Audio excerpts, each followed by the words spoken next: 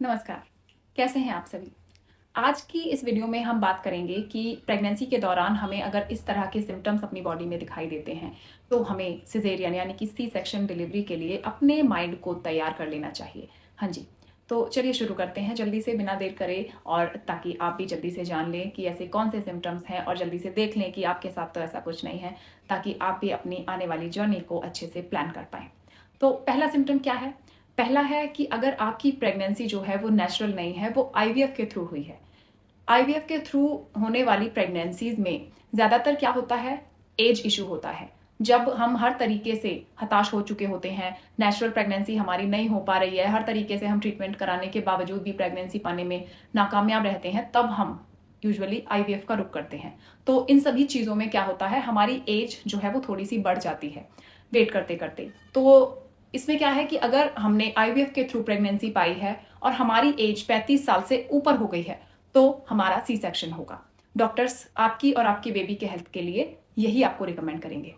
दूसरा, पेट में आपके बेबी का वेट इतना ज़्यादा बढ़ गया है कि वो नॉर्मल डिलीवरी के थ्रू डिलीवर नहीं किया जा सकता। जैसे अगर 4 केजीज से ऊपर है, या 4 केजीज भी मतलब लिमिट पे ही माना जाता है।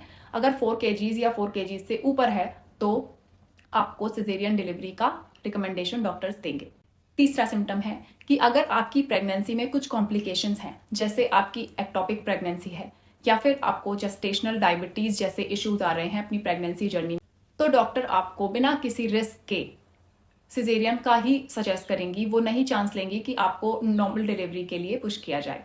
और चौथा, जो कि सबसे मेन कारण है सिजेरियन होने का, खासकर हमारे भारत में, वो है मम्मा की हेल्थ कंडीशंस। यानी कि अगर आप प्रेग्नेंट हैं और अगर आपको कुछ हेल्थ कंडीशंस हैं, जैसे आपको बीपी की समस्या है, आपका बीपी हाई रहता है या लो रहता है बिना प्रेगनेंसी के भी, या फिर आपको शुगर यानी कि डायबिटीज है, तो डॉक्टर्स आपको सिजेरियन की सलाह देंगी।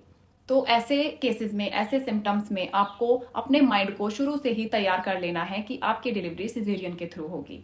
क्योंकि ये जो माइंड होता है ना हमारा, ये बहुत बड़ा रोल प्ले करता है हमारी डिलीवरी के टाइम पे। कभी कभी क्या होता है कि हमें हमारे घर वाले, हमारे आसपास वाले हमेशा से normal delivery, normal delivery, normal ही करना, नॉर्मल ही करानी चाहिए, नॉर्मल ही अच्छी होती है, इस तरह की बातें बोल बोल के हमें जो है उस मेंटल स्टेट पे पहुंचा देते हैं कि अगर लास्ट में किसी इमरजेंसी के बावजूद भी अगर हमारा सिजेरियन हो जाए तो हमें एक मेंटल ट्रोमा सा हो जाता है कि हमारे साथ गलत हो गया।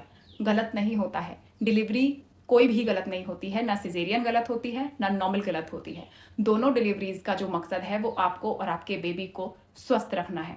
और सिजेरियन भी डॉक्टर्स इसलिए आपको रिकमेंड करेंगे कि कोई इमरजेंसी आ गई होती है बेबी की हेल्थ के साथ या आपकी हेल्थ के साथ, तभी आपको कहा जाएगा कि सिजेरियन करना पड़ेगा। तो हमेशा डॉक्टर की सलाह के साथ ही जाएं। अपनी जिद पर कभी ना अड़ें कि मुझे तो नॉर्मल डिलीवरी ही चाहिए। ये थोड़ा सा रिस्की हो सकता है आपके और आपके बेबी के लिए।